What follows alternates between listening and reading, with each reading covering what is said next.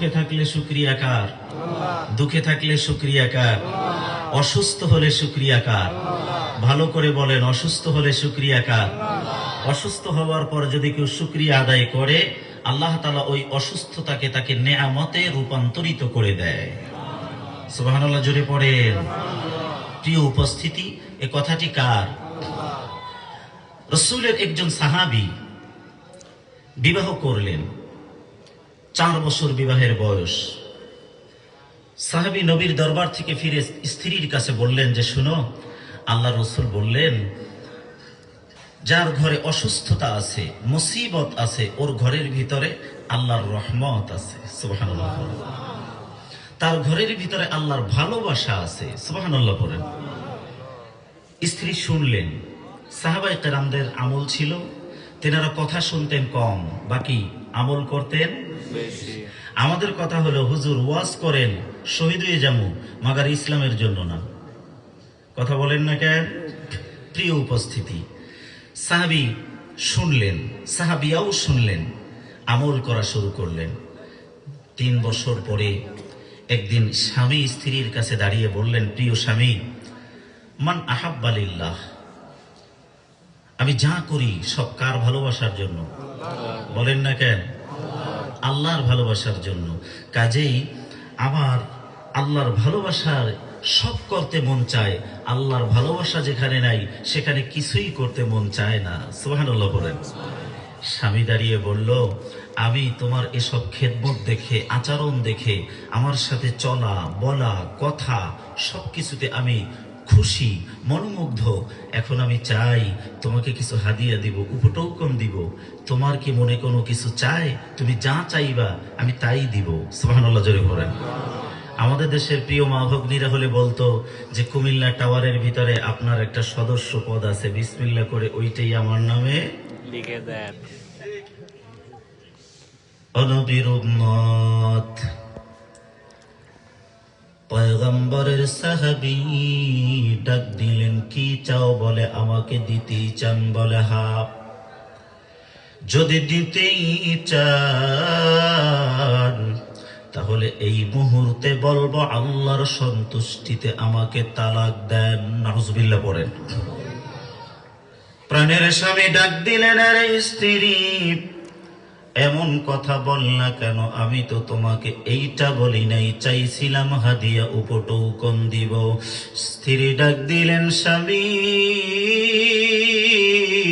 ওয়াদা করেন নাই? বলে, হ্যাঁ ওয়াদা করেছি। তাহলে কেন দেন না? মুনাফিক হবেন নাকি? বলে, না, রাসূলের সাহাবী কখনোই মুনাফিক হবে না। তাহলে দেন, তাড়াতাড়ি তালাক দেন।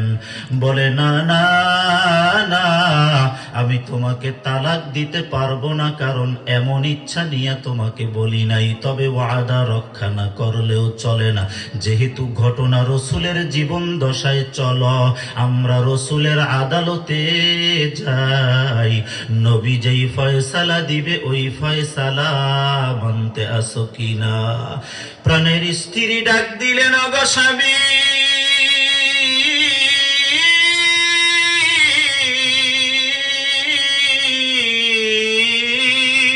চাই চাই, কারণ আল্লাহ তার হাবিবের ভালোবাসায় ইসলাম গ্রহণ করলাম, কালিমা পড়লাম, আপনার খেদমত করলাম, আপনার সংসার করলাম। অতএব আমি তো আল্লাহর খুশির জন্য সবকিছু করতে চাই। চলেন। রওনা দিল পাহাড়িয়া পথ। পাহাড়ের উপর দিয়ে হাঁটতে গিয়ে হঠাৎ করে আল্লাহর গোলাম পড়ে গেলেন। পা পিছলে ধারালো পাথরের আঘাত পায়ে লাগার কারণে স্বামীর পায়ের নিচের অংশের গোশত কেটে পড়ে যায়। স্ত্রী দ্রুত গতিতে চলে যায় নিচের দিকে। তৎকালীন চিকিৎসার মাধ্যমে স্বামীকে ব্যান্ডেজ পরায় বলে, স্বামী চলেন চলেন, আমরা বাড়িতে চলে যাই, আমরা বাড়িতে চলে যাই। আমাদের আর নবীর দরবারে যাওয়া লাগবে না। যেই ফয়সালা নবীর কাছে আনতে যাব, পথিমধ্যে আল্লাহ মুসিবত দিয়া সেই ফয়সালা দান করে দিয়েছে। স্বামী ডাক দিল, কি ফয়সালা? ও আমার প্রিয় স্বামী, আমি ভালোবাসছি আপনাকে আল্লাহর জন্য, আপনার সেবা যত্ন করেছি আল্লাহর জন্য, আপনার সংসারের কাজকর্ম করেছি আল্লাহর জন্য। সেই আল্লাহর ভালোবাসা আমাদের সংসারে যদি না হয়, আপনি বয়ান রসুলের জান্নাতি জবানে শুনে এসে একদিন ডাক দিয়া বলেছিলেন, এ প্রাণের বিবি, যেই ঘরের ভিতরে আছে মুসিবত, ওই ঘরের ভিতরে আছে আল্লাহর ভালোবাসা। আজকে 4 বছর আপনার সংসার করলাম, এই 4 বছরের ভিতরে আমার সংসারে কোনো অভাব নাই, কোনো অসুস্থতা নাই, কোনো মুসিবত নাই। প্রমাণ হয়ে গেল আল্লাহর ভালোবাসা এই ঘরে নাই। ওরে আল্লাহর ভালোবাসা যেই ঘরে থাকবে না, ওই ঘরের ভিতরে আমি আপনার খেদমত করতে রাজি না। এই জন্য বলেছিলাম আপনি আমাকে তালাক দিয়ে দেন, কিন্তু রসুলের কাছে ফয়সালা আনার জন্য রওনা দিলাম। পথিমধ্যে আমার আল্লাহ মুসিবত দিয়া প্রমাণ করে দিল, ওরে আল্লাহর বান্দার বান্দি, আমি মাওলাই কারীম তোমাদেরকে ভালোবাসি। মুসিবত দিয়া প্রমাণ করে দিলাম আমার ভালোবাসা তোমাদের উপর আছে। আরে আমার গোপালনগরের মুরব্বী যুবক, এ পর্দার আড়ালের মা, এ আল্লাহর ভালোবাসা পাওয়ার জন্য অসুস্থতা যখন আসবে, দুঃখ যখন আসবে, শুকরিয়া আদায় করব কার কাছে? আর জোরে বলেন কার কাছে? দুরূদ শরীফ পড়ব নবীজির উপর। আল্লাহ আমাদের তৌফিক দেন, বলেন আমিন। আমার আল্লাহর কোরআন 30টি পারা, সূরা হলো 114, রুকু হলো 540, আর আয়াত হলো 6666। এক বর্ণনার জরিপে একটি বইতে পড়লাম, আমার আল্লাহর কোরআনে 8,64,430টি শব্দ দিয়া আল্লাহ কোরআন খানা সাজাইছে। বিশাল বড় এই গ্রন্থের ভিতর থেকে একটি আয়াতে কারিমার অংশ বিশেষ তেলাওয়াত করলাম। বুখারীর বর্ণনা থেকে একটি হাদিস। আমরা এই আয়াত এবং হাদিসের উপরে কথা বলবো। আল্লাহ আমাদের আমলের উদ্দেশ্যে বরকতের নিয়তে কথাগুলো বলা এবং শোনার তৌফিক দেন। সকলে পড়েন, আরো জোরে পড়েন। শুনতে রাজি আছি তো? শুনলেই মাথার উপরে রহমত ঢেলে দিবেন কে? ওয়ালা তুসাল্লি আলা আহাদিম মিনহুম মাতা আবাদা ওয়ালা তাকুম আলা কবরি। জোরে কন, আরো জোরে কন। এমনি আইয়া নাই, আলোচনার ভাব মনে হয় বুঝেন না কেন? এদিকে আমি কম আসছি, ওই দিকে বেশি আসছি। ভাইয়ের মামা শ্বশুর বাড়ি নতুন আনছে এবার, বুঝিনি কথা। কিন্তু কুমিল্লার পুরান মাল আমি, বুঝিনি, আমি কোনো নতুন না। তো আয়াত তেলাওয়াত শেষ অংশে গিয়ে জোরে কুদ্দুর কইবেন আল্লাহু আকবার। একবারে চাইতে আর একবার জোরে কইবেন। মনে করেন এইরকম জীবনেও কর নাই, পারবেন নি কইতে? তাহলে জোরে কন, জীবনেও কন নাই, একবার কন আল্লাহু আকবার। আল্লাহু আকবার। ওরে নবীর উম্মতের দল, আমার আল্লাহ পবিত্র কোরআনে জানায়, ওয়ালা তুসাল্লি আলা আহাদিম মিনহুম মাতা আবাদা ওয়ালা তাকুম আলা কবরি। আল্লাহু আকবার। এই আয়াতখানা নাজিল হওয়ার প্রেক্ষাপট আছে না নাই? কোরআনের ভাষায় যাকে শানে নুজুল বলা হয়। আল্লাহ জানায়া দিল, গো হাবিব,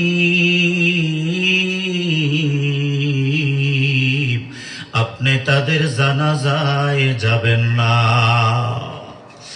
এমনকি তাদের কবরের পাশে দাঁড়াইয়া দুইটা হাত তুলে দোয়া করবেন না। ও নবীর উম্মতের দল, আওয়াজ দিয়া বলেন জানাজা। জানাজা মুসলমানের হয় না অমুসলিমের হয়? মুসলমানের। জানাজা আমাদের হয় না হিন্দুর হয়? তাহলে জানাজার ব্যাপারে যেহেতু আয়াত নাজিল হইল, এটা তো আমার আল্লাহ কোন হিন্দুকে বলেন নাই, কাফেরকে বলেন নাই, ইহুদিকে বলেন নাই, খ্রিস্টানকে বলেন নাই, নাসারাকে বলেন নাই, আমাদের মতো মুসলমানদেরকে উদ্দেশ্য করে আল্লাহ জানাইলেন। জানানোর পিছনে ঘটনা আছে না নাই? একজন যুবক নবীর কাছে হাজির হয়ে গেল। শানে নুজুল বলতেছি। একজন যুবক নবীর কাছে হাজির হয়ে গেল, ডাক দিয়া বললেন, ইয়া রাসূলুল্লাহ, আমার আব্বা জমিন ছেড়ে বিদায়। আমার আব্বার 3টা ওসিয়াত। বলো কি ওসিয়াত? ইয়া রাসূলুল্লাহ, আমার আব্বার গায়ের ভিতরে দুনিয়ার সাধারণ কাপড় দিয়া কাপড় বানাবেন না। বলে কি কাপড় দিব? ইয়া রাসূলুল্লাহ, আপনার গায়ের জুব্বা মোবারক দিয়া আমার আব্বার গায়ের কাপড় বানায়া দিবে। 2 নম্বরের আবদার হলো, ইয়া রাসূলুল্লাহ, দুনিয়ার সাধারণ কোন ইমাম দিয়ে আমার আব্বার জানাজা পড়াবেন না।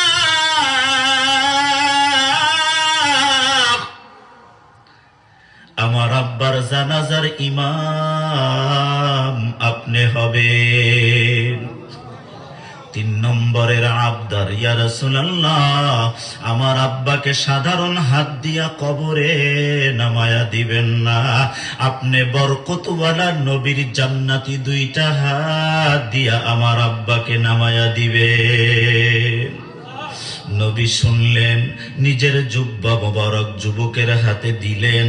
নাও জুব্বা মোবারক নিয়ে রওনা দাও, তোমার আব্বার জানাজার সময় হয়ে গেলে ডাক দিবা। ডাক দেওয়া হলো, আমার বরকতের নবী দৌড়াচ্ছে জানাজায় রওনা দিবেন। আমার বরকতের নবী জানাজায় রওনা, জানাজায় রওনা দিলেন। পিছন দিক থেকে ফারুকে আযম রাদিয়াল্লাহ, রাসূলের সাহাবী ডাক দিলেন, ইয়া রাসূলুল্লাহ, আপনি কার জানাজায় দৌড়ান? এটা কেন সাহাবী ডাক দিলেন, ওমর, ওমর, ওমর, যার ব্যাপারে রাসূল জানাইলেন, লাউ কানা নাবিয়্যাম মিন বাদিহি লাকানা ওমর। জোরে বলেন আল্লাহু আকবার। লাউ কানা নাবিয়্যাম মিন বাদিহি লাকানা ওমর। রাসূল আরবি জানা দিলেন, ওমর এমন একজন সাহাবী যার ব্যাপারে জানাইলেন, আমার পরে যদি কেউ বিশ্ব নবী হয় তাহলে হযরত ওমর হইতো বিশ্ব নবী। আমি আমার পরে আর কোন নবী আসবে না।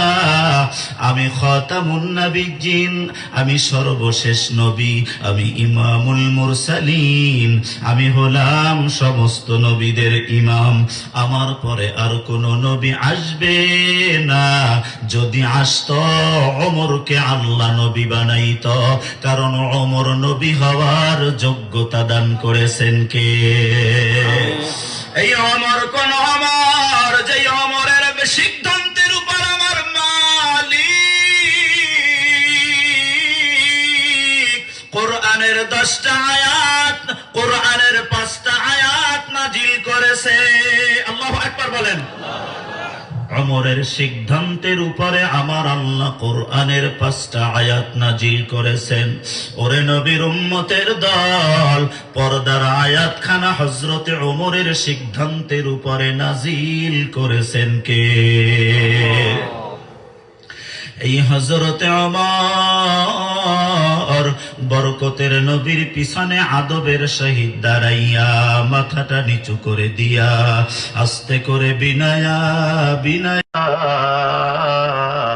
নরম ভাষায় ডাক দিলেন, ইয়া রাসূলুল্লাহ, বেয়াদবি মাফ করবেন, আপনি কার জানাজায় দৌড়ান? আপনি কি এই ব্যক্তিকে চিনেন না? চিনেন না? চিনেন না?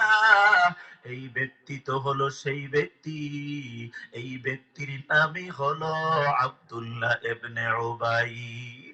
এই তো সেই ব্যক্তি, যেই ব্যক্তি আপনি রাসূলের পিছনে নামাজ আদায় করত,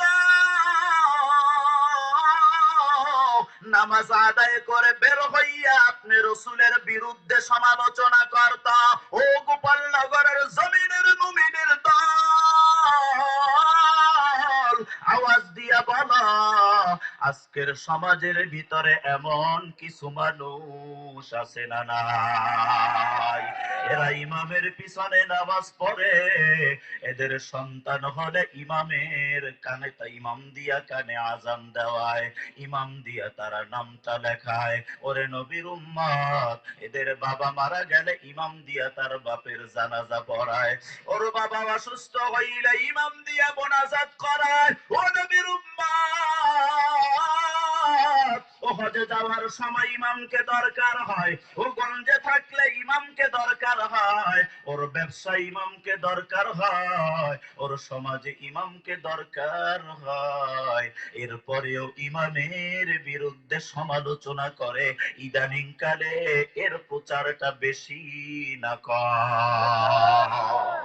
ওরে নবীর উম্মত, আমরা আমাদের ভাষায় বলে থাকি, এই দেশের উলামায়ে কেরাম রহমত, এই দেশের উলামায়ে কেরাম জাতির জন্য কল্যাণ।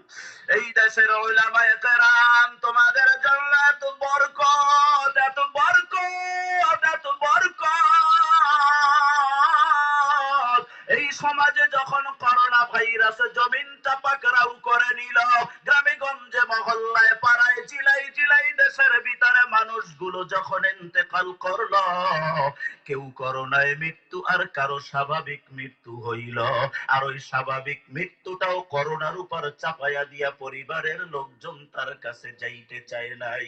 বাংলার উলামায়ে কেরামের এত দরদ, এত দরদ, জীবনের মায়া না করিয়া তাদের গোসলের জানাজাটা পড়াইয়া, ওরে তারা চায় নাই আমার সমাজের একজন মুসলিম জানাজা সারা মাটিতে শুইবে। এটা চায় না, এটা চায় না, এটা চায় নাই। উলামায়ে কেরাম নিজের জীবনটাকে আল্লাহর জন্য ওয়াকফ করে দিয়ে মুসলমানের অধিকার নষ্ট যাতে না হয়, ওই মুসলমানের জানাজা পড়াইয়া মাটিতে নামায়া দিছে। তখন কোন দরদি ছিল না। আজকে বুঝি উলামায়ে কেরাম দেশের জন্য গজব হয়ে গেছে। অসুবিধা নাই, মাজলুম হয়ে রইলাম, আমরা চোখের পানি ছাড়িয়া আল্লাহর কাছে বিচার দিয়া রাখলাম। যদি আমরা এই দেশের জন্য এত গজব হই, তাহলে আমাদের সবাইকে একটা প্যাকেট করিয়া বঙ্গোপসাগরে ডুবাইয়া দাও, আর ডুবানোর পর থেকে এই দেশে যেই মানুষগুলো মরবে, আরে কুত্তা বিড়ালের মতো মাটি চাপা দিবি, তোদের কপালে জানাজা নসিব হবে না। আল্লাহু আকবার, ইয়া রাসূলুল্লাহ। নবীর উম্মতের দল, আলেম ওলামা দেশের জন্য গজব নয়, গজব নয়, গজব নয়। আল্লাহ আমাদেরকে তৌফিক দেন, আল্লাহ আমাদেরকে কবুল করে নেন, কোরআন তথা ইসলাম উলামায়ে কেরামের সাথে থাকার তৌফিক দিয়ে দেন। সকলে পড়েন আমিন। হযরতে ওমর ফারুক রাদিয়াল্লাহু ডাক দিলেন, ইয়া রাসূলুল্লাহ, আপনি কার জানাজায় দৌড়ান? আপনি কি এই ব্যক্তিকে চিনেন না? চিনেন না? চিনেন না? এই ব্যক্তি যুদ্ধের ময়দানে নিজেকে মুসলমান বানাইয়া দাবি করিয়া আমাদের সাথে মুসলিম সাজিয়া যুদ্ধের ময়দানে গিয়েছিল। পথিমধ্যে আপনি রাসূলকে জিজ্ঞাসা না করিয়া আবার পালিয়ে আসছিল। এটাই সেই দল, এটাই তো সেই আব্দুল্লাহ ইবনে উবাই, এই তো মুনাফিকের সেই সরদার। ইয়া রাসূলুল্লাহ, আপনি কেন এর জানাজায় যান? আপনি কি চিনেন না? চিনেন না? চিনেন না? এই ব্যক্তি তো হলো সেই ব্যক্তি, যেই ব্যক্তি মদিনার জমিনে আপনি রসুলকে 3 দিন কাঁদাইছে। আপনি রসুলের জান্নাতি চোখ মোবারক দিয়া 3টা দিন ঝর্ণার মতো পানি ঝরছে। ওগো রসুল, আপনার কি স্মরণ আছে সেই মুরাইসার যুদ্ধে আম্মা জান আয়েশাকে নিয়ে যখন গেলেন? অসুবিধা হয় না তো? আম্মা জান আয়েশা সিদ্দিকাকে নিয়ে যেদিন আপনি মুরাইসার যুদ্ধে গেলেন, মুসলমানদের বিজয় হলো। রাতের গভীর হওয়ার পরে রসুল ডাক দিলেন, ও সাহাবীরা, তোমরা প্রস্তুতি নাও, আমরা সবাই মদিনার দিকে ফিরে যাব। সমস্ত সাহাবায়ে কেরাম প্রস্তুতি গ্রহণ করলো। আম্মা জান আয়েশা সিদ্দিকা রাদিয়াল্লাহু তাআলা আনহা যুদ্ধের ময়দানে সেই তাঁবুর ভিতরে ছিল। মুসলমানদের প্রশ্ন থাকবে, যুদ্ধে পুরুষরা যায়, আম্মা জান আয়েশা কেন গেল? কারণ রসুলের স্ত্রীদের ব্যাপারে আজকে নাস্তিকদের আপত্তিকর মন্তব্য আছে না না?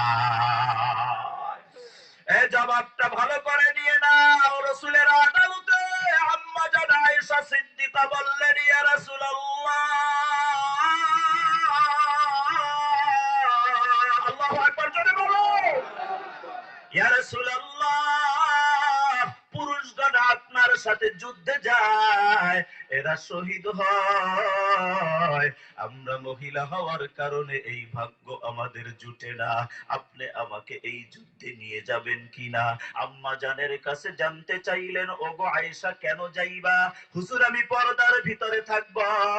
আল্লাহর যোদ্ধাগুলো যখন যুদ্ধের ময়দানে যুদ্ধ করবে, ওদের কাপড়গুলো ময়লা হবে, কারো কান কেটে যাবে, কারো হাত কেটে যাবে, কারো পাও ফেটে যাবে। ওই রক্ত মাখা ব্যান্ডেজ গুলো তাদের কখনো কখনো পরিষ্কার করা লাগবে। আপনি রাসূল, ওই ব্যান্ডেজ গুলো আনিয়া আমি আয়েশার কাছে আপনি যদি দেন, আমি আল্লাহর খুশির জন্য আল্লাহর যোদ্ধাদের কাপড়গুলো পরিষ্কার করে দিব। ইয়া রাসূলুল্লাহ, নিবেন? আম্মা জান আয়েশার মনের অভিপ্রায় দেখিয়া তিনি নিয়ে চললেন। যুদ্ধ শেষ, রসুল সে রাতের শেষ অংশে ডাক দিলেন, ও সাহাবীরা, চলো মদিনার দিকে প্রস্তুতি গ্রহণ করো। সবাই প্রস্তুতি গ্রহণ করলেন।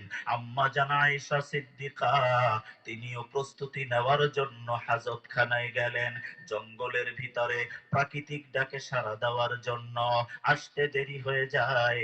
আম্মা জান আয়েশা সিদ্দিকাকে নেওয়ার জন্য একটা আসনের ব্যবস্থা ছিল, যে আসনটার চারদিকে পর্দা দিয়ে আটকানো ছিল।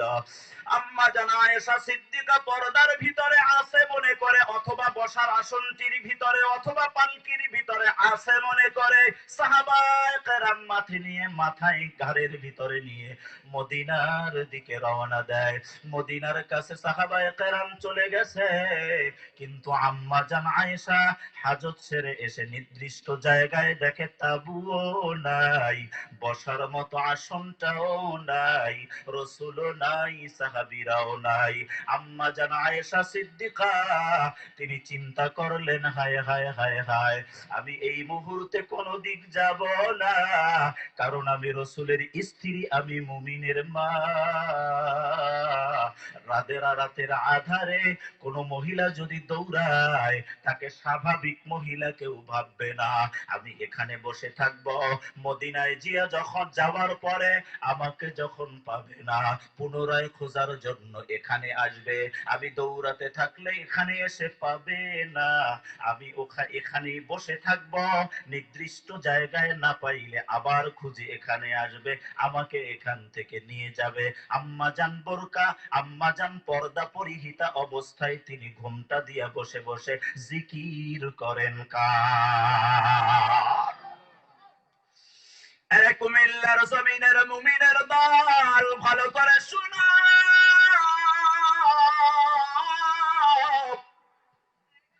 আজকে যারা জানাজায় দৌড়ায়, আমার বরকতের নবী দৌড়ায়।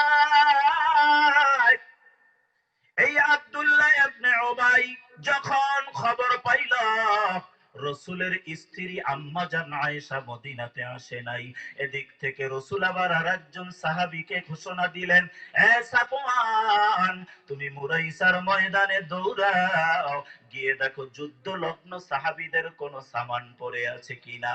হযরতে সাফওয়ান দৌড়ায়, গিয়ে দেখে নাই, কোনো সামান নাই, কিন্তু আল্লাহর একজন বান্দি বসা, তার কাছে হাজির হয়, সালাম আনতে জানতে চাইলেন আপনি কে। হযরতে আয়েশা সিদ্দিকা ডাক দিলেন, ওগো সাফওয়ান, আমি তোমার মা, আমির তোমার নবীজির ছোট স্ত্রী, আমার নাম আয়েশা।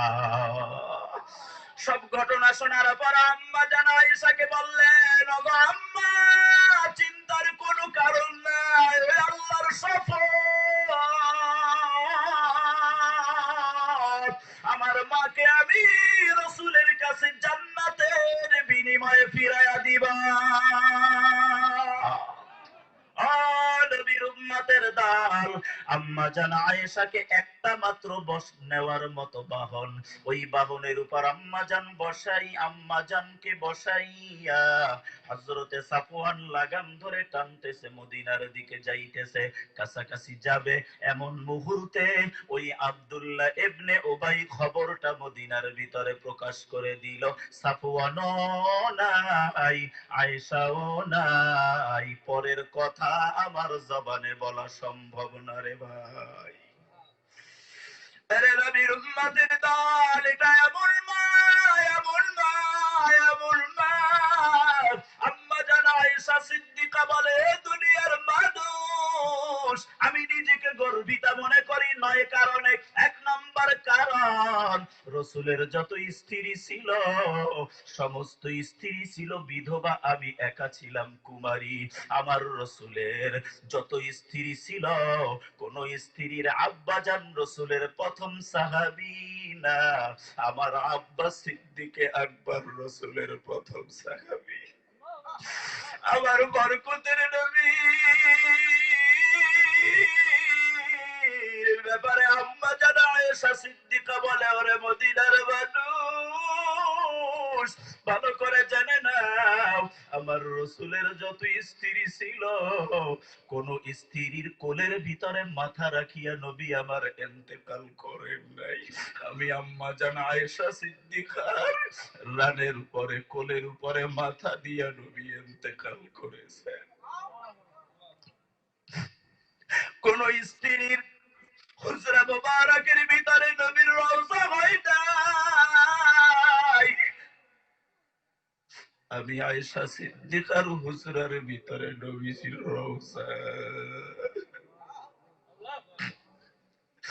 এমন দামি হুজরা, আমার শ্রদ্ধেয় বড় ভাই এখানে যথেষ্ট বার গিয়েছেন, জিজ্ঞাসা করে দেখেন আমার নবীর রওজা মোবারক আর আমার নবীর মিম্বার মোবারকের মাঝখানের জায়গাটা একটা সবুজ কার্পেট দিয়ে ঢাকা।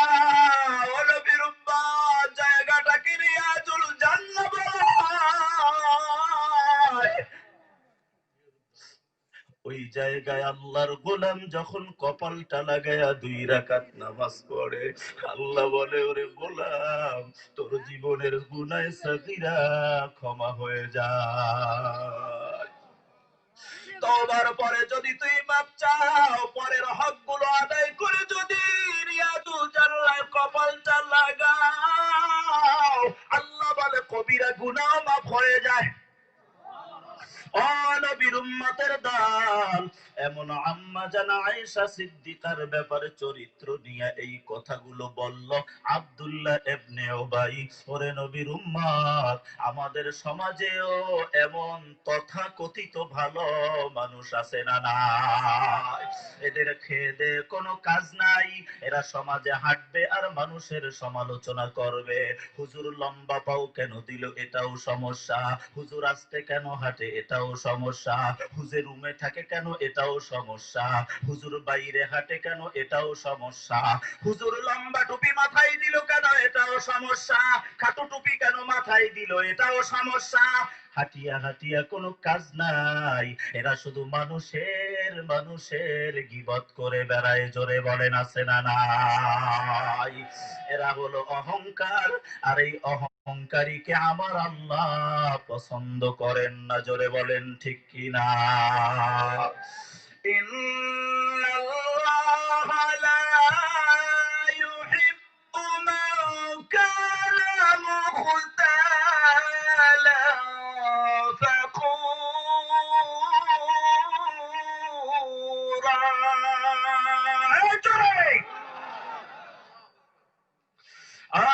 নবীর উম্মতের দল, আমার আল্লাহ জানাই নিশ্চয়ই অহংকারকারীকে আল্লাহ ভালোবাসেন না, পছন্দ করেন না, করেন না। আজকের সমাজের ভিতরে এই জাতীয় মানুষ আছে না নাই? আমি আমার ভাষায় বলি, ইসলামের ক্ষতি কাফেরের দ্বারা অত বেশি হয় নাই, আরে নামধারী মুসলমানের দ্বারা যত বেশি হয়েছে। কারণ কাফের চেনা যায় কুফরির দ্বারা। জোরে বলেন কিসের দ্বারা? আরে কাফের চেনা যায় কুফরির দ্বারা। যারা কুফর করে এরা কাফের, যারা কুফর করে এরা কাফের, যারা কুফর করে তারা কাফের, আর এদের অভিভাবক হলো শয়তান। জোরে বলেন কে? কষ্ট হয় আপনাদেরকে?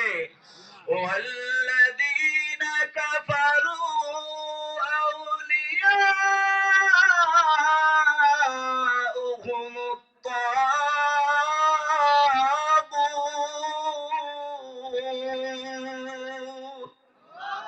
কুফর যারা করে এদের অভিভাবক হলো শয়তান। আর আমরা ঈমান আনলাম কার উপর? আওয়াজ দিয়া জোরে বলেন, ঈমান আনছি কার উপর? আমরা আল্লাহর উপর ঈমান আনার কারণে আমাদের অভিভাবক হলেন কে? এ জোরে বলেন কে? আল্লাহু ওয়ালিয়্যুল্লাযীনা আমানু ইউখরিজুহুম মিনান নূরি ইলাল যুলুমাত।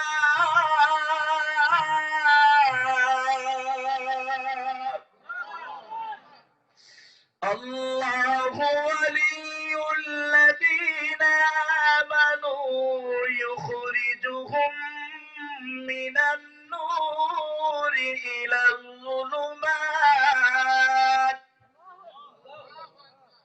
ইউখরিজুহুম মিনাজ যুলুমাতি ইলান নূর।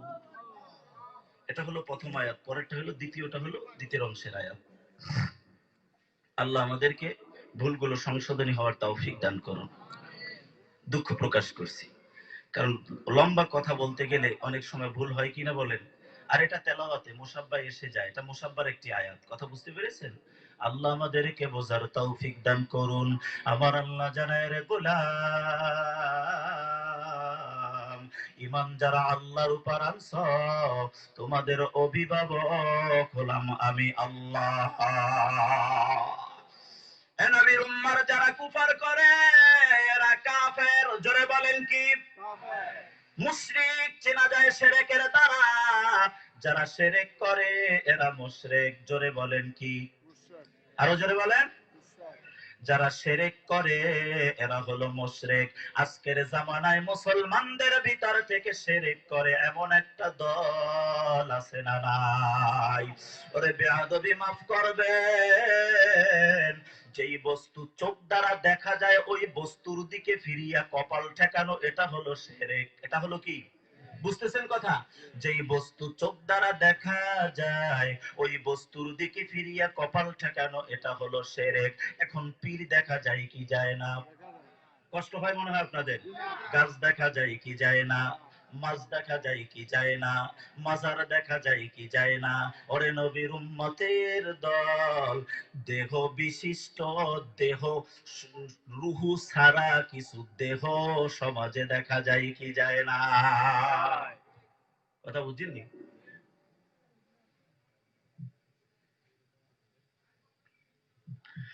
এ নবীর উম্মতের দল, যেই বস্তু চোখ দ্বারা দেখা যায়, যেই বস্তু চোখ দ্বারা দেখা যায়, ওই বস্তুর দিকে চোখ কপাল ঠেকানো, এটা হলো শিরক। জোরে বলেন কি?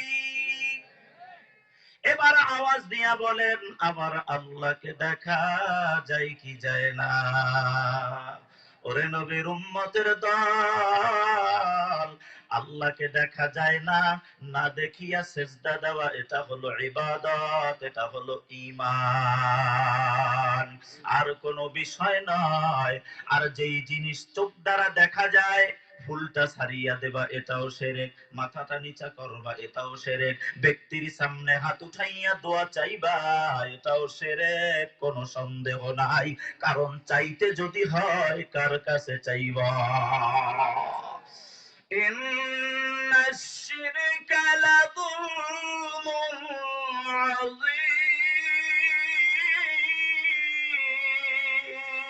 আযীম। নিশ্চয়ই শিরক হলো মস্ত বড় জুলুম। ওরে নবীর উম্মত, আমার আল্লাহ আমাদেরকে আমল করার তৌফিক দেন, পড়েন আমিন। কাফের চেনা যায় কুফুরির দ্বারা, মুশরিক চেনা যায় শিরকের দ্বারা, আরে ইমানদার চেনা যায় ইমানি দায়িত্ব পালনের মাধ্যমে, ইবাদতের মাধ্যমে, তেলাওয়াতের মাধ্যমে, জিকিরের মাধ্যমে, নামাজের মাধ্যমে, বাইতুল্লাহ তাওয়াফের মাধ্যমে, নবীর রওজা মুবারক জিয়ারতের মাধ্যমে। কিন্তু মুনাফিক চেনা যায় না। মুনাফিক সমাজের ভিতরে বিভিন্ন রূপ ধারণ করে। জোরে বলেন ঠিক কি না? কষ্ট হয় বেশি আপনাদের? আরে মুনাফিক চেনা যায় না। মুনাফিক বিভিন্ন রূপ সমাজের ভিতরে ধারণ করে রে মুমিন।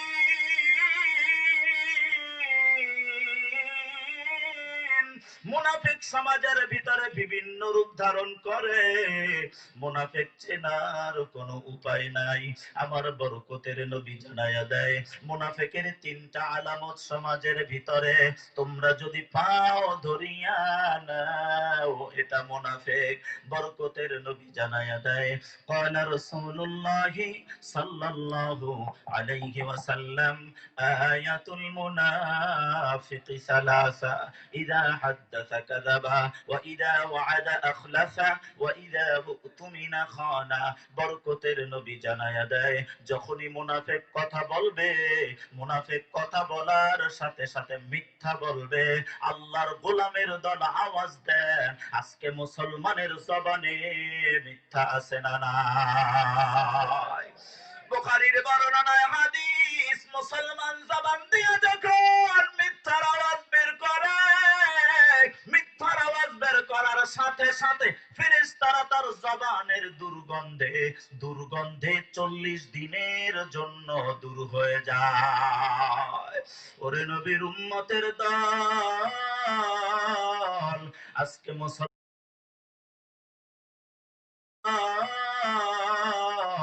আজকে মুসলমানের জবানে আছে মিথ্যা, ব্যবসার ভিতরে আছে মিথ্যা, বিবাহ শাদীতে আছে মিথ্যা, সব জায়গায় মিথ্যার সরাসরি আছে না নাই? আওয়াজ দিয়া বলেন, ব্যবসার ভিতরে মিথ্যা আছে না নাই? আপনাদের পাশে একটা গরুর বাজার, নাম কি? আর একটা প্রোগ্রামে এ কথাটা বলেছিলাম।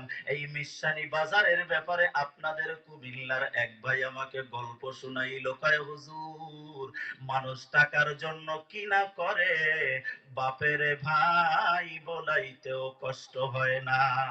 ঠিক আসেনিও? আছে। আর রোহিত ভাই বলা হারে আই হারি না, বুঝছেন নি কথা? বাবার হোলা হিমিয়ারা দুইজন গেছে, আল্লাহ দিলে নিয়াত করি যে আল্লাহ যা করে আজকে কদ্দুর দালালি করি গেল। কি কদ্দুর দালালি কদ্দুর করবো? বাপের রশি লইয়া দাঁড়াই রইছে, হুতে আইয়া জিগায়, ভাই গরুটা বেচবেন নি? ইতান আছে না নাই? পাশে আর একজন ভাই দৌড়ায় এসে ডাক দিয়া বলে, ভাই গরু বেচবেন নি? বেচার জন্য আনছি। গরু কি নিজের? বলে ঘরের গরু। নবীর উম্মত, কয় টাকা চান? বলে 50,000। এরকম আসেনি দালালি? কয় ভাই 30,000 দিব। পাশে ছেলে দাঁড়ানো, ডাক দিয়া বলে, ও ভাই। কারে কয়? বাপরে কথা কয় না ভাই ৩৫,০০০ দিবেন নি গরুটা? পিছন থেকে ভাই ডাক দিয়া বলে, গরু আমার পছন্দ, আর দাম করিয়েন না, আমি নিয়ে গেলাম। কয় ৩৫-এ হবে না। বাপে উঠে কয়, হেই ভাইয়ে ৩৫ কইছে। হে বাইরে দিলাম না, আর আন্নে নিয়ে আইছে না, এটি কইতো আর কিছু বাড়াইয়া নিয়ে যান। আর হেই ভাই আবার সরি গেছে ৩৫ কইয়া। এই ভাইয়ে ৩৭ বলিয়া নিয়া যায়। ও নবীর উম্মতের দল, আওয়াজ দিয়া বলেন, এই জাতীয় বাটপারি মিথ্যা আছে না না? আরে গোপালনগরের জমিনের মুমিনের দল, কি করবি? মিথ্যার আওয়াজ দিয়া ৫,০০০ ৭,০০০ টাকা কি দিয়া কি করবি? কি করবি? টাকা আনার পথে বাড়িতে যাওয়ার আগে যদি মৃত্যু হয়, মৃত্যুটা যদি হইয়া যায়, ওরে নবীর উম্মতের দল, হারাম টাকা তোর পকেটে থাকবে, তোর ছেলে সন্তান খাবে, কবরের আযাব তোর আছে না নাই? একটু অল্প জিকির আর পিছনে দাঁড়ানো ভাইরা একটু বসে যাব, আর সামনের দিকে এগিয়ে আসব, জান্নাতে যাই, রওনা দিব। পারবো কি ইনশাআল্লাহ? কোথায় যাই বলেন বলেন? জান্নাতে যাই। এই নিয়ত করে সামনের দিকে আগান, পিছনের দাঁড়ানো ভাইরা বসবো ইনশাআল্লাহ। লা ইলাহা ইল্লাল্লাহ